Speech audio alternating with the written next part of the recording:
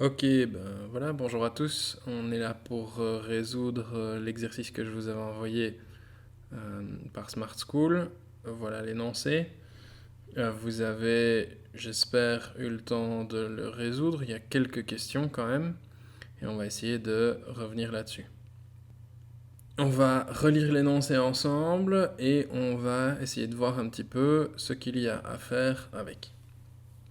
Donc, le dichlore est un gaz utilisé pour purifier l'eau.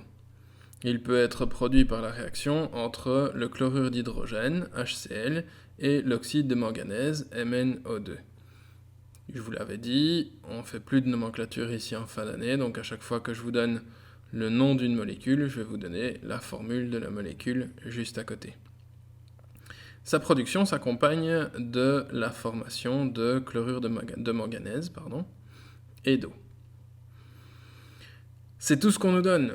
Et donc la première chose qu'il va falloir faire, c'est réécrire et pondérer l'équation de la réaction.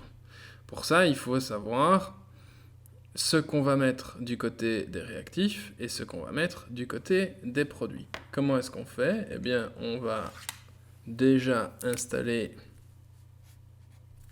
notre flèche qui identifie la transformation. On sait que avant la flèche, on a les réactifs et que après la flèche, on a les produits.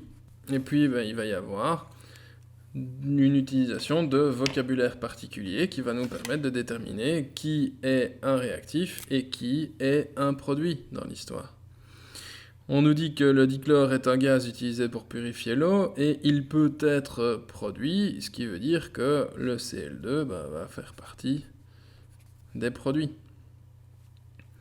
Par réaction entre le chlorure d'hydrogène et l'hydroxyde de manganèse. Ici, le chlorure d'hydrogène et l'hydroxyde de manganèse, l'oxyde de manganèse, font partie des réactifs. Sa production s'accompagne de la formation de chlorure de manganèse. Donc on va accompagner la production de dichlore, de chlorure de manganèse, MnCl2, et d'eau, H2O. Donc, en lisant l'énoncé, on a identifié qui sont les réactifs et qui sont les produits. La deuxième étape, ça va être de pondérer l'équation. Donc ici, on a écrit l'équation et on va chercher à la pondérer. On va donc commencer par le manganèse, mais c'est facile, on a un atome de manganèse de chaque côté. Ici, on voit qu'on a 4 atomes de chlore au total. On va simplement mettre 4 ici devant, d'accord ? Ce qui veut dire qu'au total, on a 4 hydrogènes. On va placer un 2 devant la molécule d'eau. Et on voit qu'en faisant ça, on a 2 atomes d'oxygène, on en avait justement 2, et on a pondéré correctement l'équation. L'étape suivante, c'est donc de tracer un tableau. Et donc, le tableau que je vais tracer, il va contenir 3 lignes et un nombre de colonnes qui correspond au nombre de réactifs et de produits qu'on a dans la réaction. Alors, petit truc que je vous donne, pour bien identifier où on passe des réactifs aux produits, moi je mets en général une double ligne ici, ça me permet de savoir que ce qui est à gauche de cette double ligne va être consommé, ce qui est à droite de cette double ligne va être produit. Des produits, a priori, au début de la réaction, on n'en a pas encore, donc on peut déjà dire que les quantités de départ en chlore, en MnCl2 et en eau, elles sont nulles. On ne sait pas encore quelle quantité de départ on a de HCl et de MnO2, mais par contre, on sait qu'on va les consommer, ce sont les réactifs, et on ne sait pas encore combien, mais on sait qu'on va produire du Cl2, du MnCl2 et du H2O. On peut donc, dans la seconde ligne, rajouter un signe plus, tout simplement parce que la première ligne correspond au nombre de moles initial, la seconde au nombre de moles qui a réagi au cours de la réaction, Et la troisième, le nombre de moles final. Il faut maintenant remplir le tableau. Et pour ça, eh bien, on va retourner à l'énoncé. On a au départ 5 grammes d'oxyde de manganèse. Et on a au départ 150 ml de solution de chlorure d'hydrogène, 2 fois 10 exposant moins 2 moles par litre. Voilà des données de départ qui ne sont pas dans les unités qui nous intéressent, puisque on sait que dans le tableau, on ne peut insérer que des quantités de matière, et donc des quantités en moles. Il va donc falloir transformer les 5 grammes d'oxyde de manganèse en moles, et on sait que la formule à utiliser, c'est le nombre de moles, c'est la masse, divisé par la masse molaire. Ici, la masse, c'est les 5 grammes, c'est donné dans l'énoncé, et la masse molaire, je vous rappelle que on peut l'obtenir en allant chercher dans le tableau périodique les masses des atomes qui constituent la molécule, ici.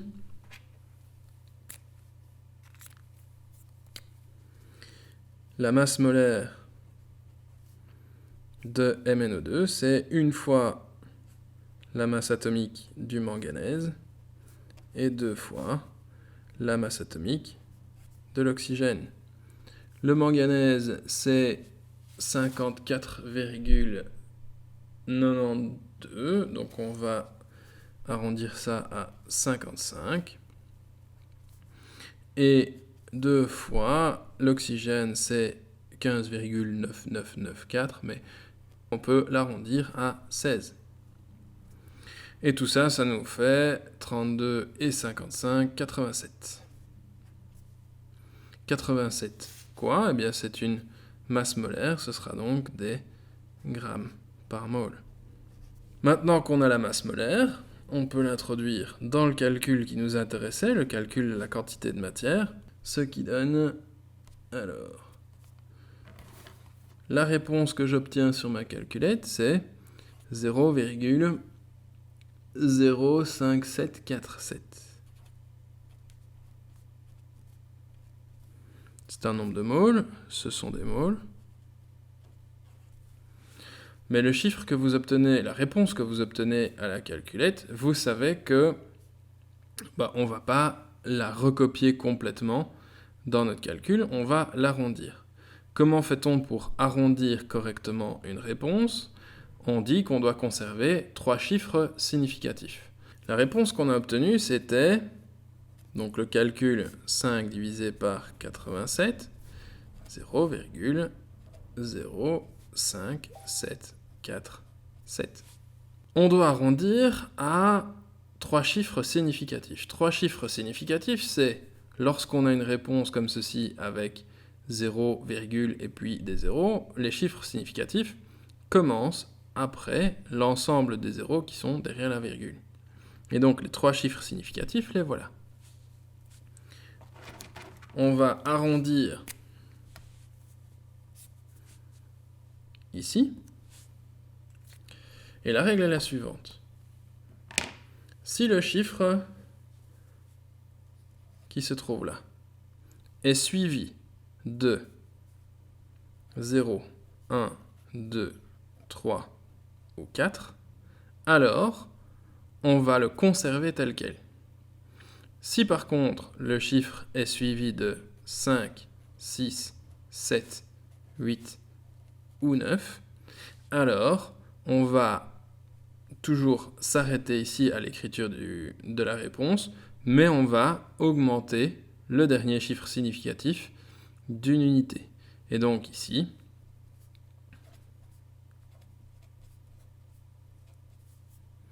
la réponse est 0,0575. Alors le conseil que je vous donne ici, c'est bien que vous arrondissiez quelque chose lorsque vous écrivez la réponse, conservez dans votre calculette la réponse complète. Ça vous permettra de ne pas propager les erreurs qui sont dues aux arrondis et de garder toutes ces réponses complètes pour faire votre calcul au final. On a donc ici, au départ, 0,575 mol de MnO2. Pour calculer le nombre de moles de départ de chlorure d'hydrogène, eh bien, on va utiliser une autre formule. Le nombre de moles, c'est la concentration multipliée par le volume. La concentration ici, c'est 2 fois 10 exposant moins 2. Et le volume, on doit toujours le mettre en litres, et donc, qui nous donne au final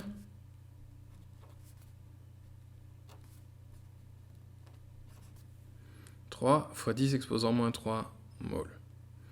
Une fois qu'on a calculé les nombres de moles, on va pouvoir les introduire dans le tableau, dans les nombres de moles initiaux, ici dans la première ligne. L'étape suivante, c'est de déterminer quel est le réactif limitant. Pour déterminer quel est le réactif limitant, on va comparer les quantités de départ et les proportions dans lesquelles on doit réaliser la réaction. D'accord ? Il nous faudrait 4 fois plus de HCl que la quantité de départ de MnO2 si on veut que la réaction soit complète. Or ici, clairement, on n'a pas 4 fois plus de HCl que de MnO2. Ce qui veut dire que le HCl est ici le réactif limitant.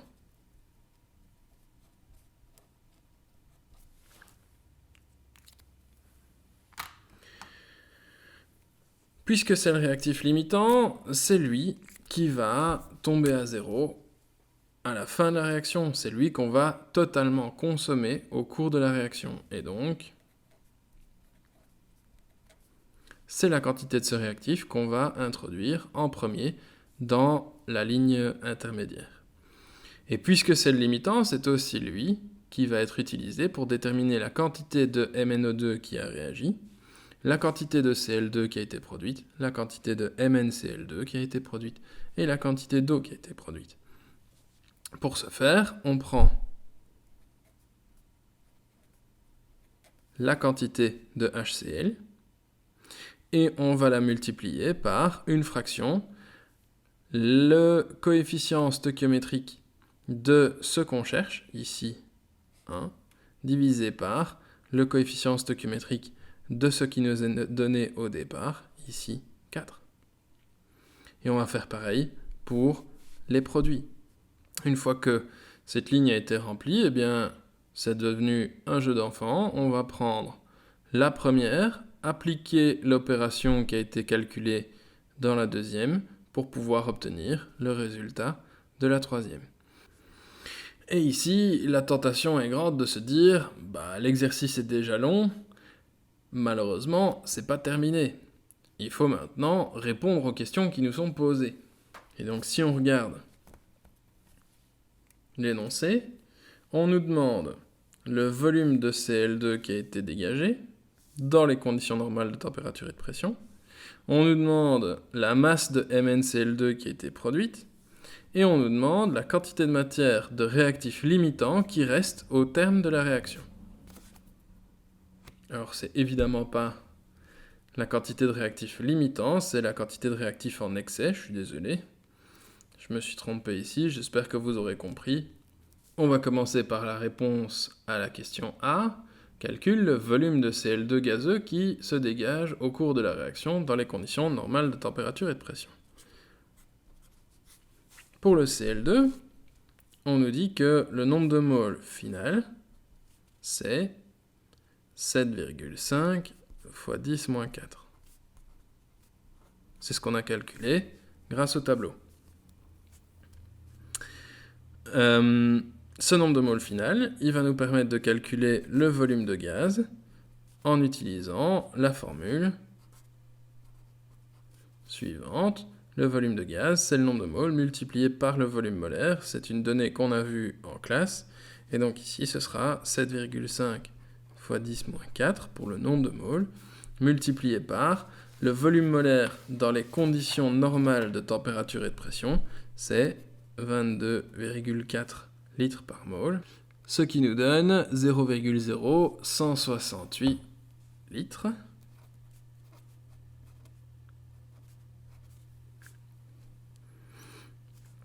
Ensuite, la deuxième question, c'était détermine la masse de MnCl2 produite. Pour le MnCl2, on a un nombre de moles de 7,5 fois 10-4. Toujours selon le tableau ici. Et on sait que la masse, eh bien, c'est le nombre de moles multiplié par la masse molaire cette fois-ci.